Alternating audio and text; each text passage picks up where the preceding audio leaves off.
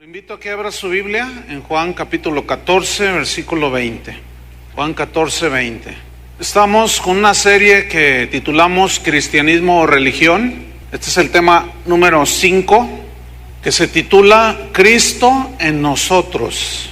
Cristo en nosotros. Juan 14, versículo número 20. Está hablando Jesús a sus discípulos y les dice así: en aquel día vosotros conoceréis o entenderéis en toda su dimensión que yo estoy en mi Padre. Lean con atención, Estoy en mi Padre y vosotros en mí y yo en vosotros. Debemos notar que cuando Jesús les está hablando aquí a los discípulos, ellos estaban escuchando algo de la boca de Jesús extraordinario. Les estaba diciendo una de las verdades más maravillosas del cristianismo, y es que Jesús mismo viviría en ellos, dentro de ellos. ¿Cómo es esto? ¿Cómo es que Jesús podría entrar en la vida de un ser humano pecador y vivir dentro de los que creyeran en Él? ¿Cómo es esto? ¿Cómo es que un creyente puede estar viviendo a su vez en Cristo? Cristo en Él, en el creyente, y el creyente en Cristo. Esta es una verdad muy profunda. Jesús les estaba diciendo entonces a sus discípulos algo que su mente humana no pudo comprender en su totalidad, de seguro. Yo medito en esto y digo, ¿cómo es posible semejante grandeza? El creador del universo viviendo dentro de mí. Eso es lo que dice Él. Seguramente ellos estaban perplejos como nosotros podemos estarlo a la vez. Los discípulos seguramente estaban impactados de escuchar semejante aseveración de Jesús. No alcanzaban a comprender lo que Él les estaba diciendo, y Él les dio una alegoría en Juan capítulo 15. Les pone un ejemplo en un lenguaje simbólico para hablarles de esta verdad profunda, que es Cristo, Él viviendo dentro de nosotros. Y les habla en Juan capítulo 15, versículo 1, y les dice así: les dice Jesús, yo soy la vid verdadera, y mi Padre es el labrador, el que trabaja la tierra y alrededor. Versículo 2, todo pámpano o toda rama, significa que en mí no lleva fruto, lo quitará, y todo aquel que lleva fruto lo limpiará para que lleve más fruto. Hay que notar una cosa: los cristianos de hoy confunden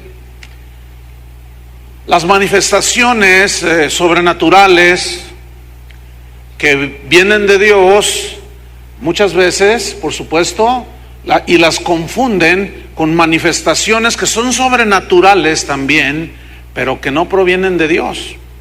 Y hoy, o mejor dicho, a los frutos que se refiere Jesús aquí, no se refiere a llenar un auditorio, no se refiere a cantar y grabar muchos CDs. El fruto del cual habla Jesús no se refiere a cuánto éxito tienes en la vida, cuántos libros. Miren, yo ya escribí 25 libros y dicen, ay, cuánto fruto ha dado el hermano. No, ese ha sido un gravísimo error en muchos cristianos. El fruto al que se refiere Jesús es la obra del Espíritu Santo en el creyente, que manifiesta el carácter de Cristo. A eso se refiere el fruto, hermanos.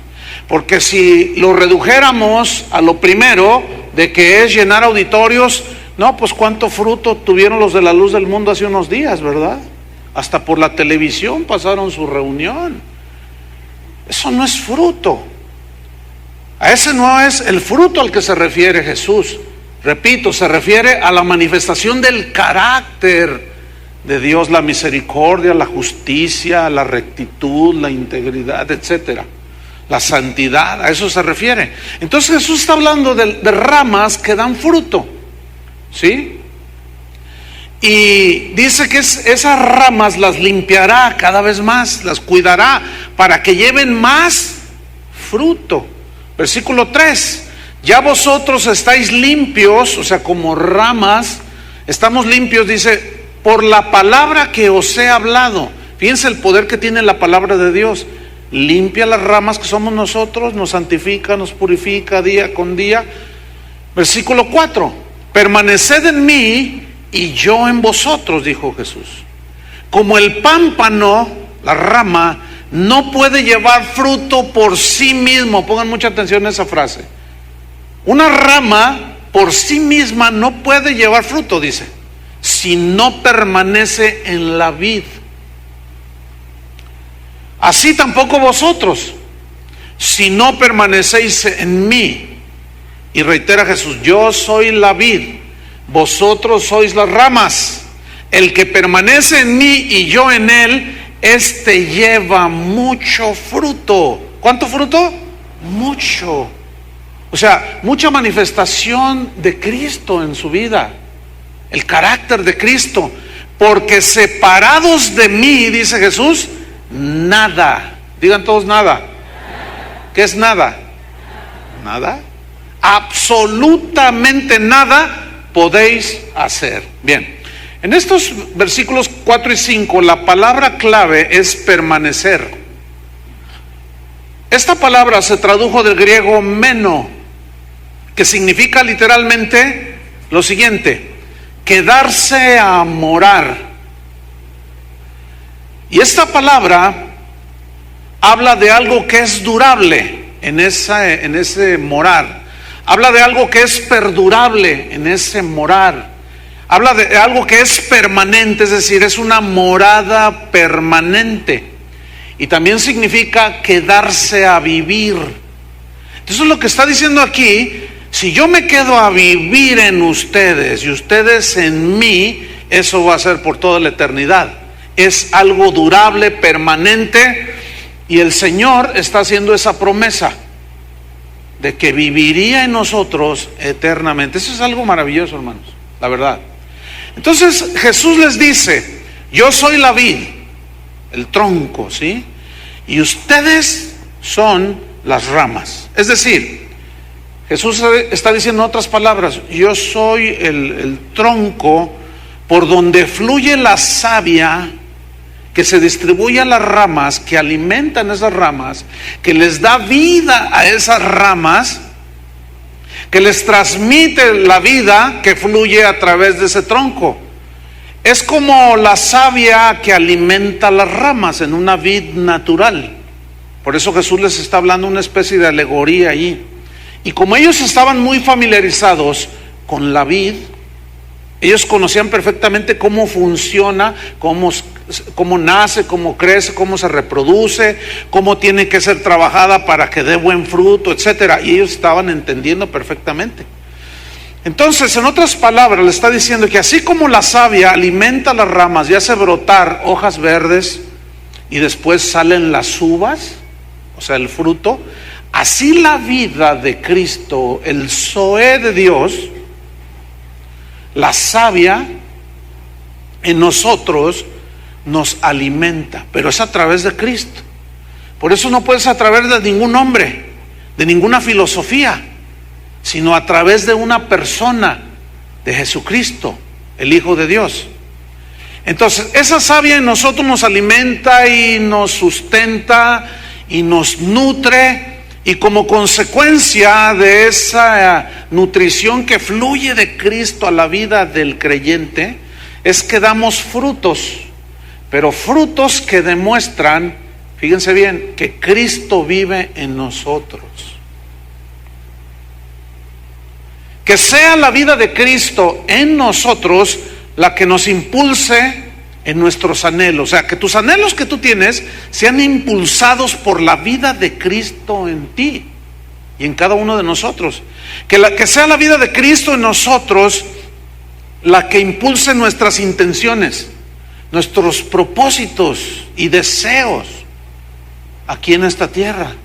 Si es la vida de Cristo, pongan atención, si es la vida de Cristo la que impulsa nuestros anhelos, deseos, etcétera, es fruto, hermanos, que permanece para vida eterna. He ahí la importancia de permanecer en Cristo, seguir alimentándonos, nutriéndonos, porque es de donde viene nuestra fortaleza, y esta viene a través de su palabra. Su palabra es como la savia que alimenta las ramas. Vamos a ver un contraste que hizo Jesús en Mateo capítulo 7. Jesús aquí hace un contraste entre lo falso y lo verdadero. Él hace un contraste entre las cosas externas que puede hacer una persona, disfrazándolas de espirituales, y las cosas internas. Y lo dijo de esta manera, Mateo 7:15. Dijo así: guardaos de los falsos profetas. O sea, significa cuídense de los falsos profetas. Atención, si Cristo dice que nos cuidemos de los falsos profetas, debemos de poner atención. Ahora, fíjate, Él sigue diciendo más acerca de este tipo de falsos creyentes. Porque al ser falsos profetas, significa que están metidos entre los verdaderos cristianos. Entonces dice, cuídense de los falsos profetas. Noten, lean con mucha atención, que vienen a vosotros con vestidos de ovejas. O sea, está hablando de algo externo, ¿no es cierto? En lo externo ellos vienen con un vestido, hay una versión que dice, vienen disfrazados de ovejas. Y esto es algo externo. Ahora noten lo que viene a continuación. Pero por dentro son lobos rapaces.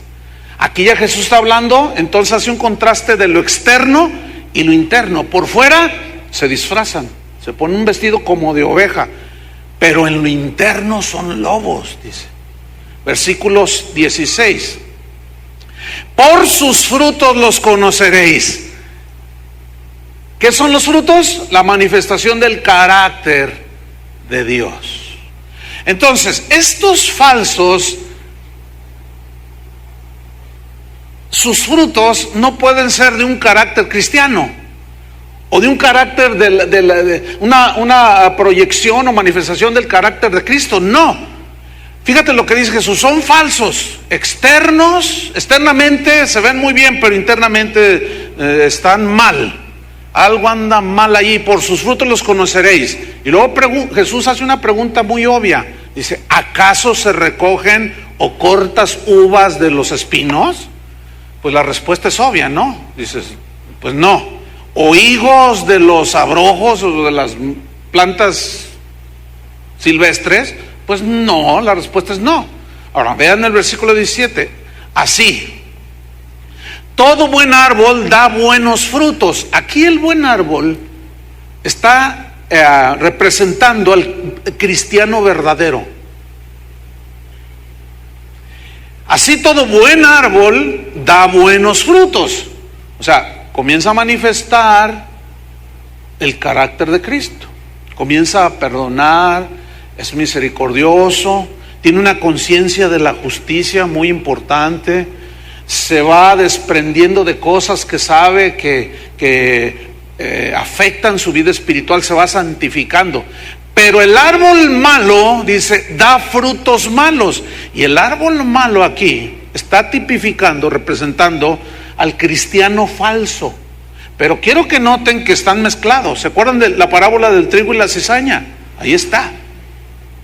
Entonces, ¿cómo los vamos a reconocer? Por sus frutos, por lo que hacen, por lo que viven, por lo que dicen. Versículo 18. Vean esta aseveración de Jesús. No puede el buen árbol dar malos frutos. No puede. Es imposible, porque su naturaleza es buena. Es decir, el cristiano verdadero, tarde o temprano da fruto, como dice la parábola del sembrador, a 30, 60 y a 100 por uno. Pero siempre el cristiano verdadero va a dar buenos frutos. Tarde o que temprano en su caminar con Cristo se va a empezar a manifestar la gloria de Cristo en su vida, y los demás lo deben notar. Por eso es que es una falacia eso de que levante su mano, a ver, repite esta oracioncita: Padre, yo ayuda a mi negocio, Señor. Usted ya es cristiano, te dicen. Nunca se arrepintieron, nunca nacieron de nuevo, se metieron a la iglesia y siempre la pasan o viven igual que siempre. Siguen en adulterio, siguen en el fraude, siguen en la mentira, siguen la vida cotidiana, pero van a la iglesia. Yo te pregunto, ¿eres un buen árbol o eres un mal árbol? Ahora, acuérdense que el falso cristiano hace muchas cosas externas, el religioso hace cosas externas, pero adentro es lo que mira Jesús. Entonces dice, no puede el buen árbol dar malos frutos. No puede, es imposible. Ni el árbol malo puede dar frutos buenos. Tú siembra una semilla de naranja, ¿qué va a salir? Un naranjo. O sea, eso es indiscutible. Es lo mismo. Naces de nuevo, ¿qué frutos debes de dar? Los frutos de Dios. ¿Eres de Dios? Debes de dar los frutos de Dios. ¿No eres de Dios? No puedes dar los frutos de Dios. Aunque externamente puedes cantar, puedes dar diezmos y ofrendas, puedes ayunar, puedes tomar la Santa Cena, puedes hacer un montón de rituales. Pero no, como no tienes la vida de Cristo, no puedes dar los frutos de Cristo. Y ahí la importancia de predicar el arrepentimiento para que la gente nazca de nuevo. No hay otra manera. Dice entonces en el versículo 19: todo árbol que no da buen fruto es cortado y echado en el fuego. Así que por sus frutos los conoceréis a ambos, al buen árbol y al mal árbol, al cristiano verdadero y al cristiano falso, por sus frutos. Muy sencillo.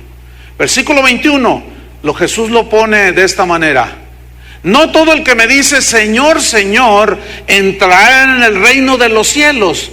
Quiero que noten que Jesús está mencionando cosas externas dichas solo de labios. Dice, no todo el que me dice, o sea, labios, algo externo, Señor, Señor, entrará en el reino de los cielos. Ahora, todos los que van a las iglesias dicen Jesús nuestro Señor. ¿Sí o no? Pero verdaderamente ¿es Señor? Esa es la pregunta.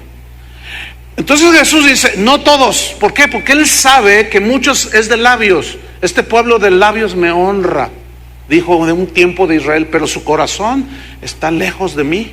Entonces Jesús está hablando algo que se dice solo de labios. No todo el que me dice Señor, Señor entrará en el reino de los cielos, sino el que hace la voluntad de mi Padre que está en los cielos. Fíjense, obediencia a Dios. Versículo 22. Muchos, ¿cuántos? Desgraciadamente serán muchos. Muchos me dirán en aquel día. Aquel día se refiere al día del juicio, hermanos.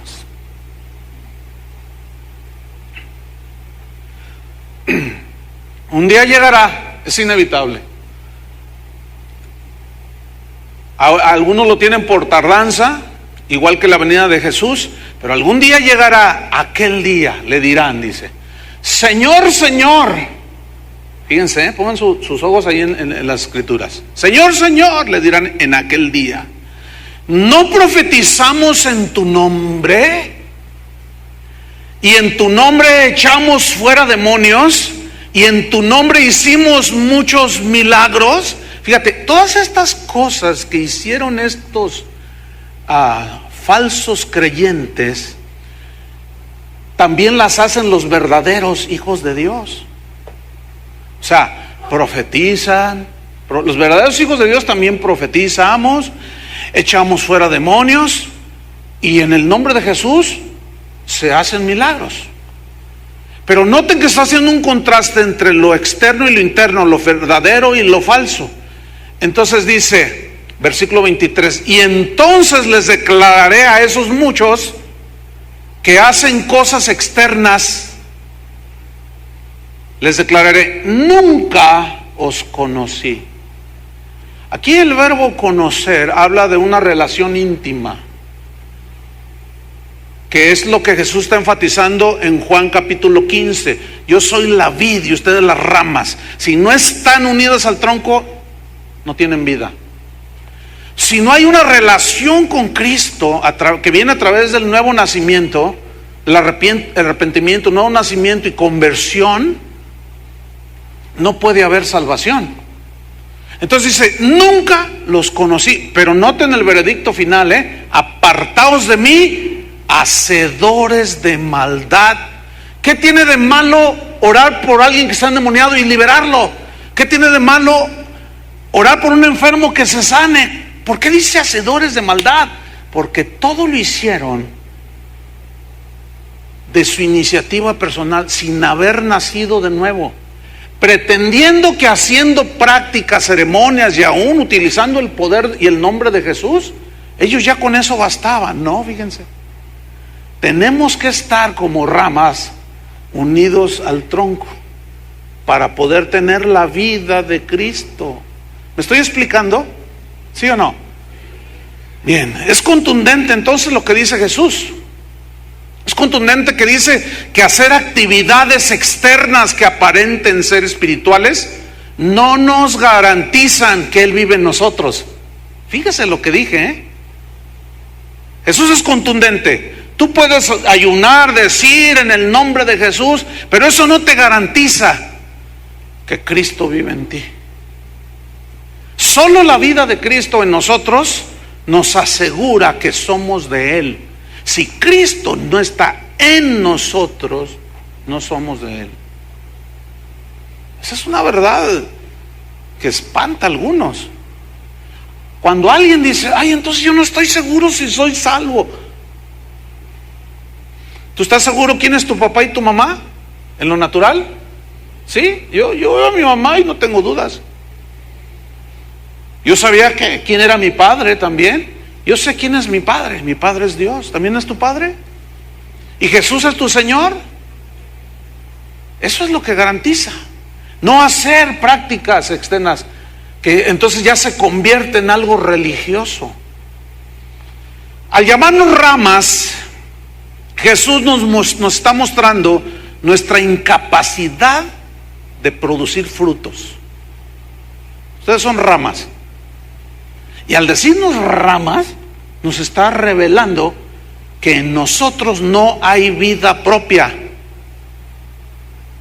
de Dios. Por cuanto todos pecaron y están destituidos de la gloria de Dios. El pecado nos destituyó de la gloria de Dios. Entonces cuando Jesús dice, ustedes son las ramas, ustedes son incapaces de tener vida por ustedes mismos. Por más piadosas que parezcan nuestras prácticas ceremoniosas, nuestros rituales, jamás podremos dar los frutos de Dios si Cristo, el que murió en la cruz, porque hay muchos Cristos, si Cristo no vive en nosotros. Eso es el cristianismo, hermanos, básicamente, Cristo en nosotros. Jesús nos está diciendo entonces que como simples ramas que no tenemos vida propia, por lo tanto no podemos ser independientes de Él. ¿Conoces gente que dice que va a iglesias, aún pueden ser esta misma, pero siempre hace lo que quiere? Nunca consulta con el Señor, porque nunca habla con el Señor, pero vienen y te dicen que tienen 15 días ayunando. Y si tú eres una persona inocente en las cosas de Dios, o eres una persona nueva en los caminos de Dios, o te falta discernimiento, te apantallas porque una persona ayunó 40 días. No debe de apantallarte o decir, ay, wow, qué tremendo. No, eso no quiere decir absolutamente nada. Porque si esa persona que está ayunando tantos días no tiene la vida de Cristo, Cristo mismo morando en él, no sirve de nada. somos totalmente dependientes de la vid. Para fin de poder tener la vida, necesitamos estar en la vid, injertados. Él siempre, siempre, escuchen bien esto, siempre será la vid. Siempre. Y nosotros siempre seremos las ramas. Siempre.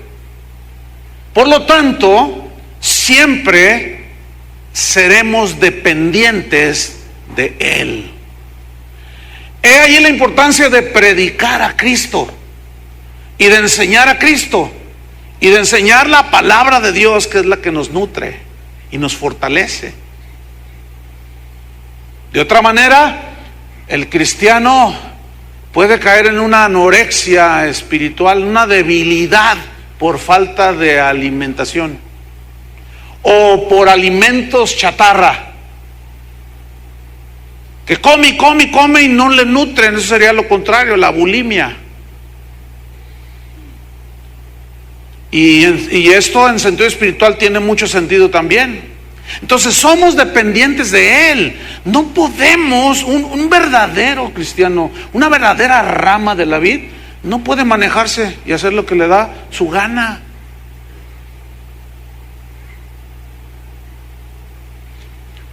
Un cristiano dependiente es obvio que depende totalmente de Él. Y hay cristianos que atacan al que depende de Dios. Ay, tú para todo oras, le dicen. Tú para todo le preguntas a Dios. Ay, no exageres. También Dios nos dio inteligencia, sí. También nos dio sabiduría humana. Pero la misma Biblia dice que esa sabiduría es animal y diabólica. Y que engañoso es el corazón. Entonces necesitamos depender de Él. Y su palabra es la guía, la que nos va guiando como una lámpara en la oscuridad. El problema, ¿saben cuál es? Que esa dependencia de Él, como ramas que somos, ataca fuertemente el ego, ataca nuestro orgullo espiritual, ataca nuestro orgullo religioso. ¿Por qué? Porque todo el producto que hace la rama o que da la rama se lo atribuye ¿a quién? A que el tronco lo alimenta a través de la savia. ¿Y toda la gloria para quién es? Para Dios, para Cristo. Pero el religioso busca los primeros lugares en las reuniones, busca fama, reconocimiento, que la gente le bese la mano, que lo reconozcan, y salen ahí, aceptan el aplauso de la gente, y yo aquí soy su mero mero, dicen. Y la gente les aplaude, y a una triste rama seca.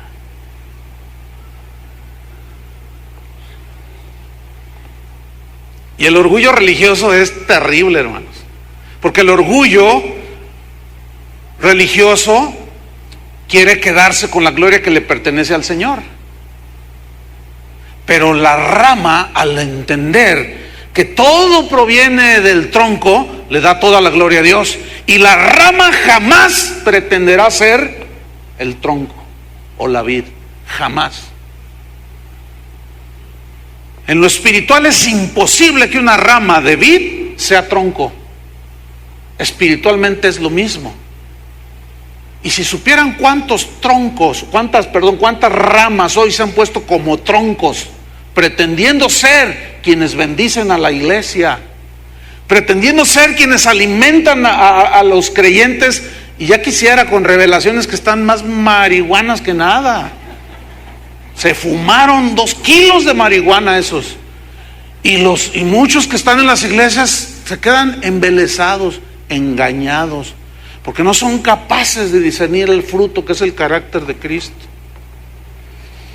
Cuando nos percatamos que solos no podemos, no sé si ya se dieron cuenta, si tú eres rama ya te has de haber percatado que no puedes.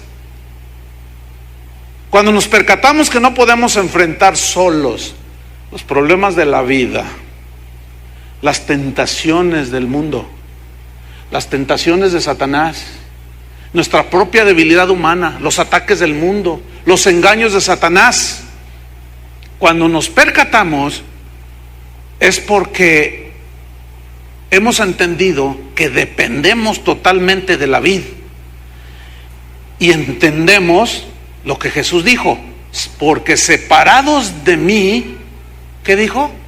Nada. Díganlo todos. ¿Qué dijo Jesús? Nada. Fíjense, a mí me llegan correos y me dicen: pastor, todo me sale mal, no puedo hacer nada, ayúdeme. Y yo, bueno, puede haber un consejo ahí. ¿Saben qué es lo que yo les aconsejo? Bueno, ¿cómo está tu relación con Dios? ¿Eres nacido de nuevo? Es que no puedo hacer nada, dicen. Ya no puedo con esto, ya no puedo con lo... Pues no. Y precisamente, si tú no te percatas que eres una rama, el problema es que el orgullo no nos deja reconocer que somos ramas y pretendemos ser el tronco. Y ese es un grave error. Si con Cristo es difícil, sin Cristo es imposible. Con Cristo, a pesar de que tenemos a Cristo, es difícil enfrentar todos los asuntos que conllevan esta vida, ¿sí o no? Pero escúchenme bien, sin Cristo es imposible. ¿Qué prefieren? ¿Con o sin Él? ¿Estar en Cristo o ustedes ser los sabios? Yo prefiero depender de eso, aunque mi orgullo sea pisoteado, no me importa. Para todo depender de Él, que sea el que alimenta mi espíritu, mi alma, y no sea mis capacidades y habilidades naturales, y aún los dones que Dios le da a cada creyente. Eso no le gusta al ego. El ego quiere su tajada. Si con Cristo es difícil, sin Cristo es imposible. Fíjense, hay personas que van a las iglesias que reaccionan así. Tienen problemas de la vida, tienen problemas con el esposo, con los hijos, que se rebelan, no tienen trabajo, qué sé yo. Y en lugar, fíjense, de pensar bien y decir, bueno, si con Cristo me es difícil, sin Cristo pues es imposible. Bueno, escogen lo imposible. Hágame usted favor. Dice, no, yo ya no voy. No, yo ya no. Si con Cristo es difícil, sin Cristo es... ¿Cómo? Imposible, él mismo lo dijo. Separados de mí, nada podéis hacer. Sin embargo, fíjate, en esa sabiduría, por eso Santiago dijo que es sabiduría animal. Muchos escogen en su sabiduría animal, natural, lo imposible. Y luego todavía lloran. Y luego todavía en esa decisión que toman de abandonar y de apostatar de Cristo, todavía eventualmente dicen, pues si eres bueno, ayúdame, si eres Dios, ayúdame, y todavía lo retan. No es así, hermanos, no es así. En Hechos 14:22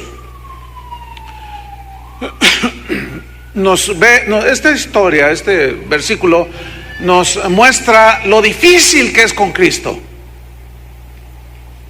Pero sin Cristo es imposible, hermanos. No vamos a llegar a ningún lado. Dice aquí, confirmando los ánimos de los discípulos. ¿Por qué confirmando? O sea, aquí significa fortaleciendo los ánimos de los discípulos. Exhortándoles, o sea, alentándoles a que permaneciesen en la fe.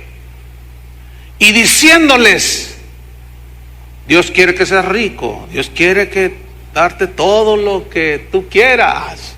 Fíjate lo que los primeros discípulos exhortaban y decían para que permaneciesen en la fe. ¿Qué les decían? Es necesario que a través de muchas tribulaciones entremos en el reino de Dios. ¿Por qué? ¿Por qué es necesario? Porque en eso conlleva la vida. La vida tiene una de sinsabores, de todos colores y sabores. Y es difícil con Cristo. ¿Cuántos siguen luchando? No hay día, yo lo digo por mí, no hay día que no luche en algo. A veces tengo que, Señor, ayúdame, fortaléceme, dame sabiduría. No puedo en esto, Señor. A veces, de vez en cuando sale así una oración así como, ¿cuándo viene, Señor? Porque la guerra está fuerte, la lucha está fuerte, la carne nos arrastra, el diablo anda suelto. Y eso que muchos ya lo ataron, sigue suelto el tremendo rojo ese que anda por ahí. No, hermanos, confirmando los ánimos de los discípulos, exhortándoles a que no abandonen lo posible Cristo. Será difícil, dijeron los apóstoles, sí, pero es necesario. Va a haber muchas tribulaciones. Jesús habló en la parábola del sembrador, ustedes la recordarán, está en Mateo capítulo 13, él habló de 4 tipos de terreno. Y uno de estos, en el versículo 20, dice, el que fue sembrado en pedregales, ese es el que oye la palabra, fíjate, oye la palabra, y al momento la recibe con gozo y dice, ¡ah, qué tremendo! Esto es lo que quería. Y hasta lloran y a lo mejor se cayeron al piso y a lo mejor se rieron un poquito y a lo mejor uno le hizo como gallinita, ya ve que ahorita ya hay cada cosa. Y a lo mejor están ahí en la reunión y vieron caer piedras preciosas, diamantes, esmeraldas, polvo de oro. Dijeron, ¡wow! ¡Qué tremendo! Pero vean lo que viene a continuación. Pero no tienen raíz en sí. Versículo 21. Sino que es de corta duración, o sea, les dura bien poquito. ¿Por qué? Pues al venir la aflicción o la persecución por causa de la palabra, luego tropieza. O sea, va a una supuesta reunión porque le dijeron que Cristo le iba a solucionar todos los problemas. Entonces le dicen que reciba a Cristo, recibe a Cristo y ya quiere que en una semana el Señor le arregle todos sus problemas. Y luego se empieza a dar cuenta que no es así, que es muchos casos al contrario. Que su suegra le empieza a decir, eres un no sé qué, prefiero verte borracho, le dice el papá, prefiero verte drogadicta, le dice la mamá a su hija, prefiero verte así, y ve que es todo lo contrario. Entonces ese gozo se les va bien rápido. ¿Por qué? Porque no se les enseñó que seguir a Cristo hay que negarse a sí mismo y pagar un precio. Les enseñaron a tener el mejor carro, la mejor casa del barrio, pero no les enseñaron el verdadero evangelio. Por lo tanto, no pueden estar, como no están unidos a Cristo, no pueden alimentarse ni fortalecerse. Entonces, si la vida de Cristo en nosotros, solo somos ramas inútiles. ¿Qué somos? Ramas inútiles. ¿Se acuerdan cuando Jesús dijo, cuando ustedes hagan lo que tienen que hacer, digan, yo soy el gran siervo de Dios? ¿Así dijo? Yo soy Pancamané. Yo soy el que soy. Tú eres una triste rama. Eso no nos gusta. No, permítame, yo tengo 2 doctorados. Yo soy científico. Yo soy filósofo. Tú puedes tener toda la sabiduría del mundo, pero eso no te ayuda absolutamente nada para salvarte del infierno. Así de simple. Tú puedes tener todo el dinero del mundo, pero Jesús dijo que la vida del hombre no consiste en la abundancia de los bienes que posee. ¿En qué consiste la vida del hombre? ¿Se acuerdan Jesús lo que dijo? Que estudiamos la enseñanza antepasada. Los ladrones, los salteadores, los robaron. El ladrón no vino sino para robar, matar y destruir. O sea, los falsos maestros. Yo he venido, dijo él, ¿para que qué? Tengan vida y la tengan en abundancia. Y es evidente que se refiere a una vida netamente espiritual. Porque las aflicciones y las pruebas de la vida no se pueden soportar si no es con Cristo viviendo en nosotros. San Juan dice que mayor es el que está dentro de nosotros que el que está en el mundo. ¿Y qué es lo que ha vencido al mundo? Nuestra fe, o sea, en el que creemos que está dentro de nosotros. Eso está tremendo, hermano. Entonces, sin la vida de Cristo, nosotros solo somos ramas inútiles. No servimos para nada. El rey Josafat, en 2 de Crónicas 20, si lo va buscando ahí, él reconoció precisamente que solo era una rama. Y fíjense, noten, era el rey. Él reconoció que solamente era una rama inútil, que dependía totalmente del Señor. Esta historia de 2 Crónicas 20 nos habla de que un ejército enorme, los doblaban en número, los asediaba. Este rey, al reconocer que era una rama inútil, que dependía totalmente de Dios, no hizo declaraciones ni decretos triunfalistas como los cristianos de hoy. Yo decreto, no de cosas y atan y desatan y hacen un montón de cosas y no pasa nada. Siguen en adulterio, siguen fraudeando, siguen en su vida que nunca cambió. Bueno, pues este rey simplemente reconoció su dependencia de Dios. En 2 de Crónicas 20:12, vean lo que él hace cuando ve que está el ejército allí. Los ve que los doblaban en número. Mira su ejército, todo temeroso. Y no dijo cosas raras, no, fíjate lo que hizo. Oh Dios nuestro, dice, ¿no los juzgarás tú? Porque en nosotros no hay fuerza contra tan grande multitud. Nota eso, en nosotros no hay fuerza humana ni de ningún tipo que pueda contra tan grande multitud que viene contra nosotros. Ve la humildad de este rey. No sabemos qué hacer. ¿Cuántas veces has dicho eso? ¿O eres de los que dicen, no, yo me las arreglo? Mira, yo me tiro 10 Padres Nuestros, 10 Salmos 91, 10 Salmos 23, y yo digo, y mira, fíjate, a veces la gente me manda correos y me dicen, pastor, por favor, compártame alguna oración efectiva. ¿Una oración efectiva? Pues vete con los de Para de Sufrir. Una oración efectiva. ¿Qué es eso? Ellos están dando a entender, compártame una oración que yo la pueda decir y me traiga resultados. Hay un episodio ahí en el Antiguo Testamento de una oración que hizo un hombre llamado Jabez. Si quieres, puedes bendecirme. Y Dios quiso bendecirlo. Y hubo un tiempo en que se hizo esa oración, se regalaban los libritos y todo. Mira, órala a diario y vas a ver cómo Dios te bendice. Cálmate, brujo. No es brujería. ¿Qué hacen los religiosos? 10 Padres Nuestros, 10 Aves Marías y ya todo te va a salir bien. ¿Será? Por supuesto que no. Puras cosas externas. Pues también en el cristianismo, que se parece de ser bíblico, hay todo ese tipo de cosas. No, hermanos, no sabemos qué hacer y a ti volvemos nuestros ojos. Ese Josafat era una rama injertada, pegada a la vid. Él sabía, tenía la revelación que Jesucristo vino a darnos en el Nuevo Testamento. Separados de mí, nada podéis hacer.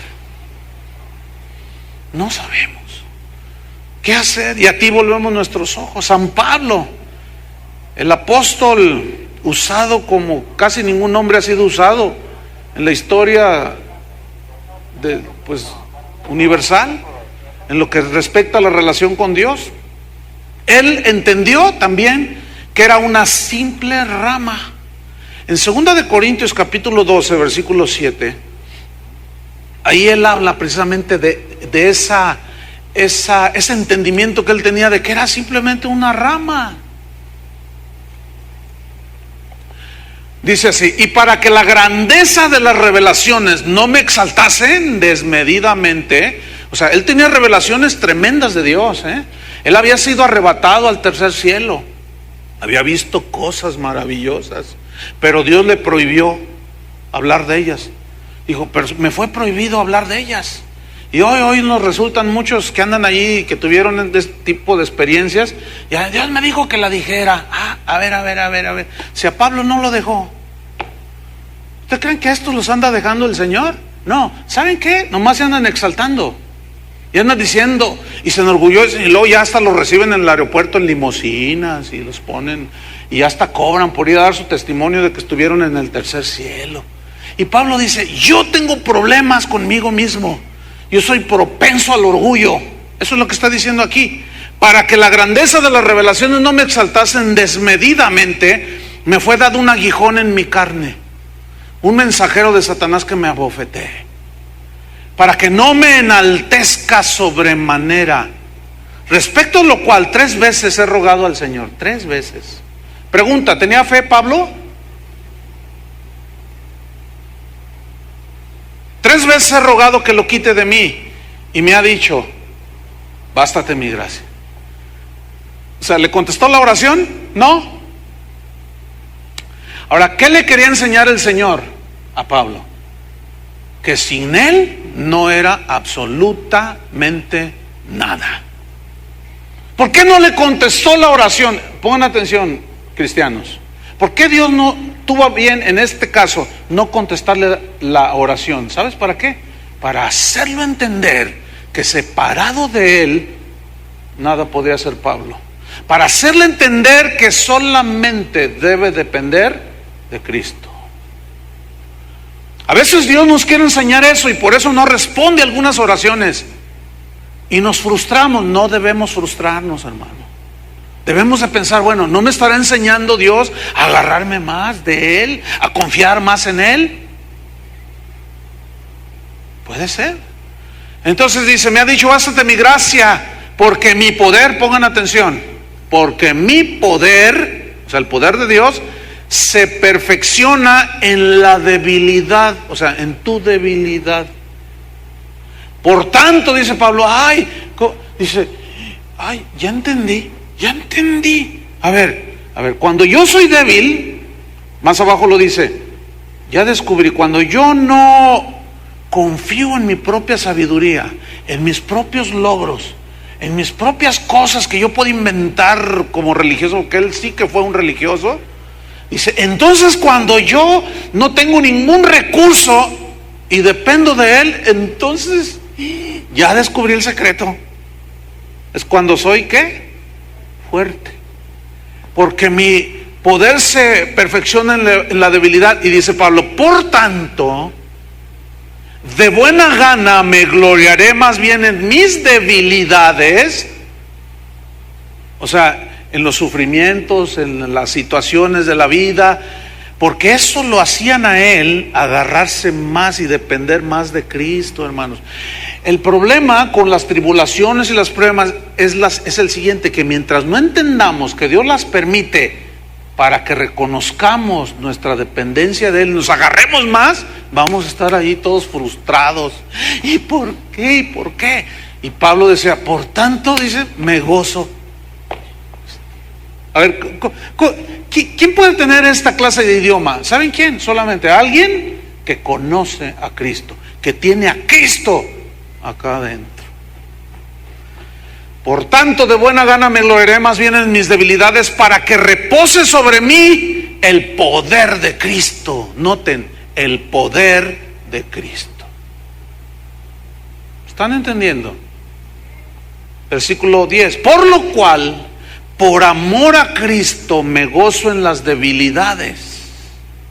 Él estaba enfermo y en esa ocasión no tenía fuerzas humanas, estaba totalmente desposeído de todo. Dice, por lo cual por amor a Cristo me gozo en las debilidades, en afrentas, dice, en necesidades, en persecuciones, en angustias. Y aquí está la gran revelación, porque cuando soy débil, cuando ya no tengo yo recursos, todo se me fue como Josafat. Soy una rama inútil, no tengo nada en mí mismo que me pueda sacar. Reconozco, ahora entiendo que cuando soy débil y mis recursos reconozco que no sirven para nada, entonces soy fuerte. ¿Cómo pudieron los primeros cristianos, al ser sacrificados cuando los echaban al Coliseo romano, que los despedazaban las fieras, cuando los amarraban a la leña seca y les prendían fuego, ¿cómo era posible que ellos cantaran? ¿Cómo era posible que ellos se gozaran? No es un gozo de la carne, obviamente, porque ellos sabían que era una cuestión de minutos para estar inmediatamente en la presencia de Dios. No tenían temor morir. Yo no concibo a un cristiano que tenga temor morir.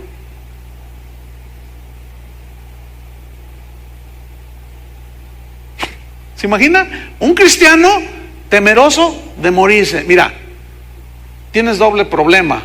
De todos modos te vas a morir.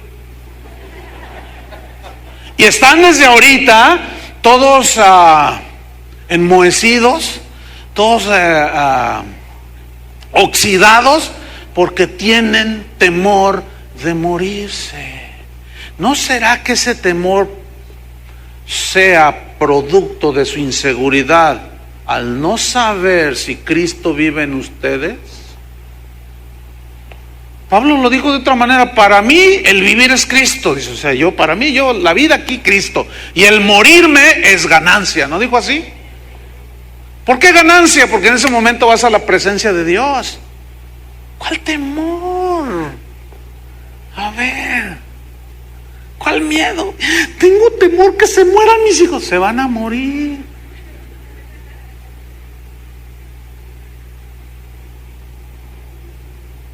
¿O no? Ay, yo no quisiera. Pues aunque no quieras, tarde o temprano ya lo verán. Pero escúchenme bien, no hay que tener temor, hermanos. Es más, un ateo dijo: los cristianos son bipolares. Dicen que aman a Dios y quieren estar toda la eternidad con Él, que tienen vida eterna y tienen miedo a morirse.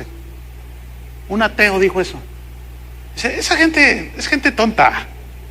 ¿Quién les entiende a los cristianos? Se están muriendo, es un milagro. Pues no, que aman tanto a su Señor. ¿Y por qué los que entendían que Cristo moría en ellos y que sabían que aún iban a ser guiados más allá de la muerte, como dice el Salmo, ellos morían con la paz de Cristo, hermanos? No me digas que una muerte como la de Pedro crucificado de cabeza es algo agradable. Sin embargo, cantaba. Y cuando su esposa estaba siendo crucificada, la esposa de Pedro, dicen las crónicas de ese tiempo, le decía: no desmayes, no desmayes, mujer, le decía, son segundos, aguanta. Y en segundos la mataron. Porque sabían quién vivía dentro de ellos.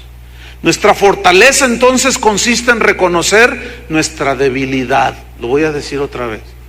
Nuestra fortaleza consiste en reconocer nuestra debilidad, nuestra incapacidad. Déjate guiar por tu orgullo y vas a hacer algunas cosas externas. Esas son las obras que serán quemadas. Precisamente esto es lo que desconcierta a la religión. Esto que estoy diciendo, esto que está en la Biblia. Precisamente esto es lo que desconcierta a los religiosos.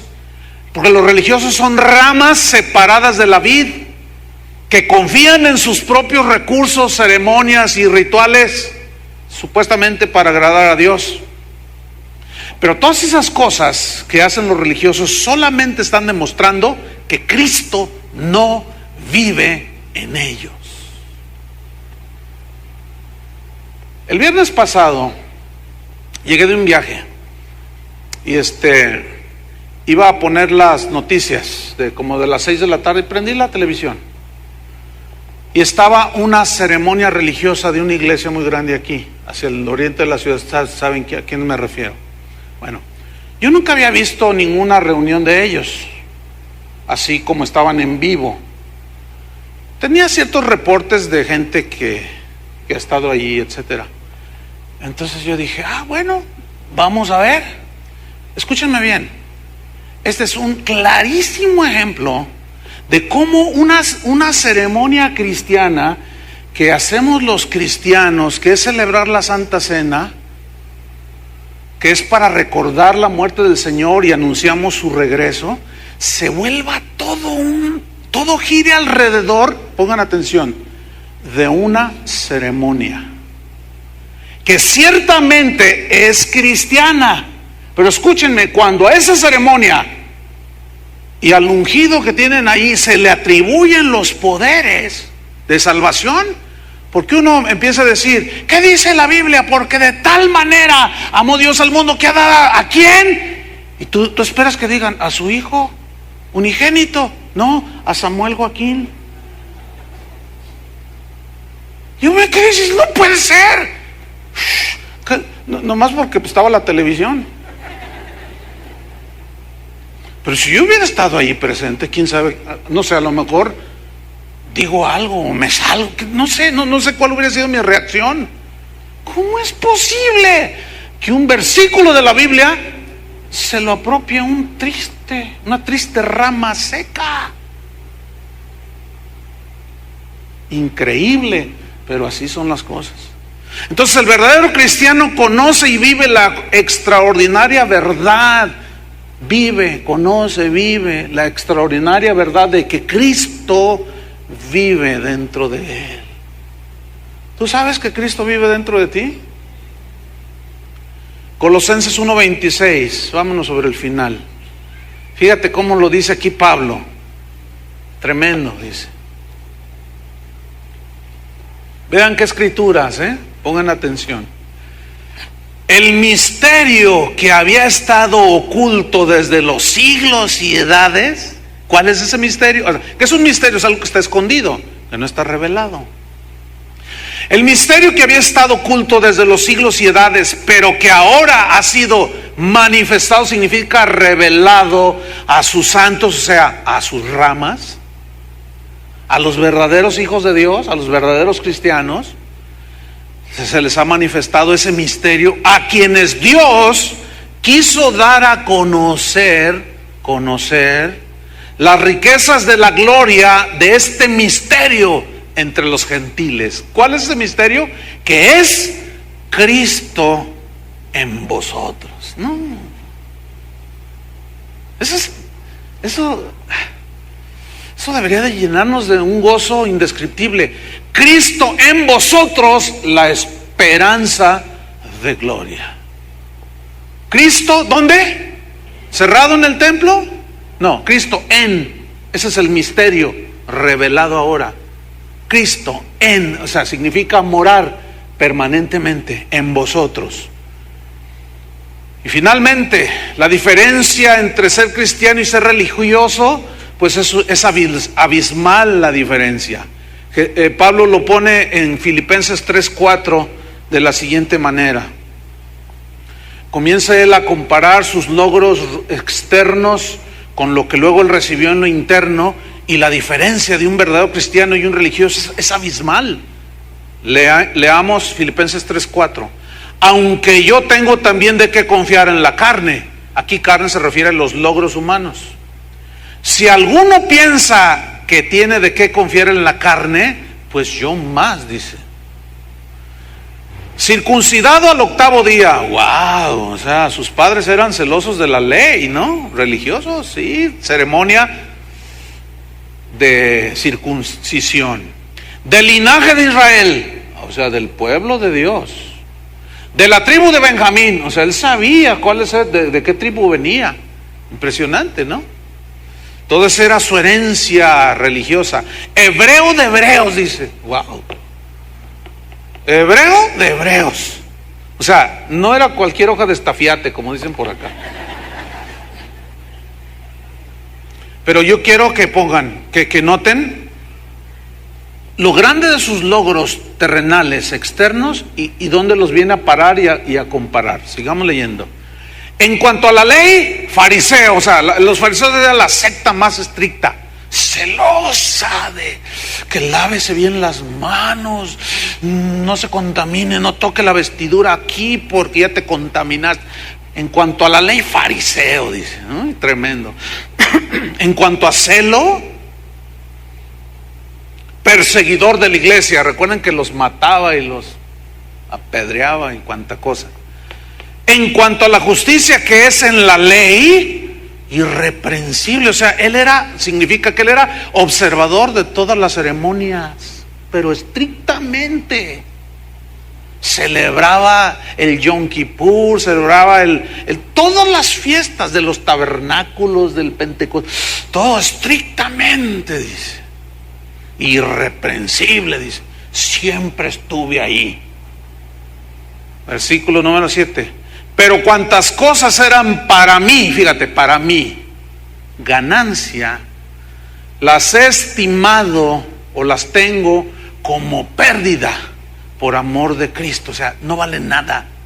Ciertamente, dice, aún estimo todas las cosas como pérdida por la excelencia del conocimiento de Cristo Jesús, mi Señor, por amor del cual lo he perdido todo y lo tengo por basura para ganar a Cristo. Aquí basura viene de un término griego que se traduce por excremento. ¿Cómo lo tenía? Por excremento. Fíjate, lo que Pablo tenía por excremento, hoy muchos lo tienen por currículum. Versículo 9, aquí está la revelación del misterio. Y ser hallado en Él, como rama que me alimentó toda mi vida, no teniendo mi propia justicia o mis propios logros humanos, que es por la ley, no, sino la que es por la fe de Cristo, la justicia que es de Dios por la fe. ¿Cómo recibimos la salvación? Por gracia, por medio de la fe. Con razón Pablo dijo mismo, todo lo puedo en Cristo que me fortalece. Porque el verdadero cristiano es alguien que tiene a Cristo viviendo dentro de él. Y termino con esta escritura, Romanos capítulo 8, versículo 9. Romanos 8, 9. El cristiano es alguien que sabe y que conoce que tiene a Cristo viviendo dentro de él. El verdadero cristiano sabe que si se va hacia la derecha, Cristo, como mora en él, va con él. Va hacia la izquierda, Cristo va con él. Camina hacia adelante, Cristo va con él porque está en él. Da un giro hacia atrás, camina para aquel lado, Cristo va con él. Escúchenme bien. ¿Dónde pones tus pies? ¿Dónde pones tus ojos? ¿Dónde pones tus intenciones? Ahí está Cristo. Cristianos me preguntan, pastor, ¿es bueno si voy a un antro? ¿Qué quieren que les diga?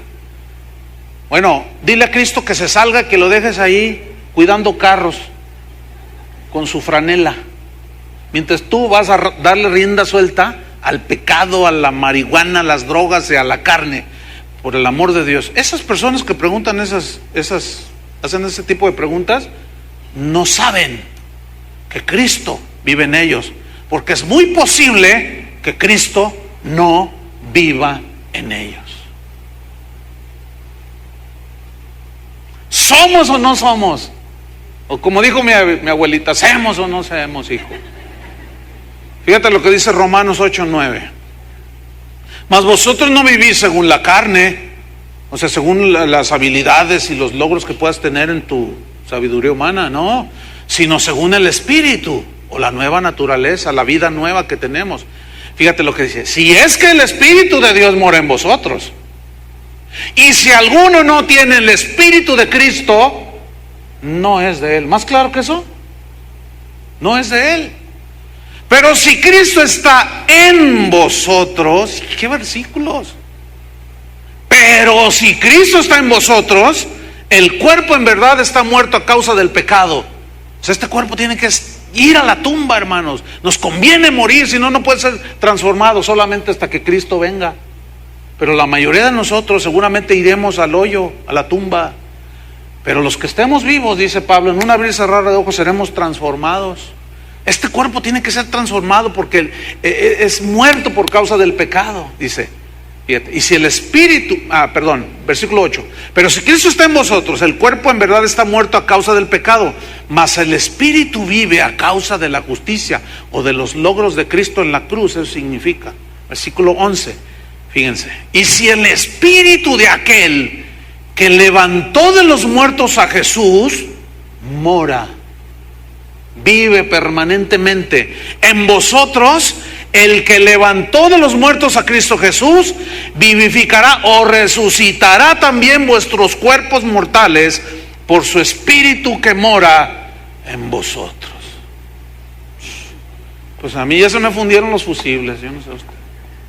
Hasta, fíjese, qué tremendo, porque son verdades bien poderosas, hermano, que nutren, que te dan una fortaleza de saber, una seguridad así impresionante.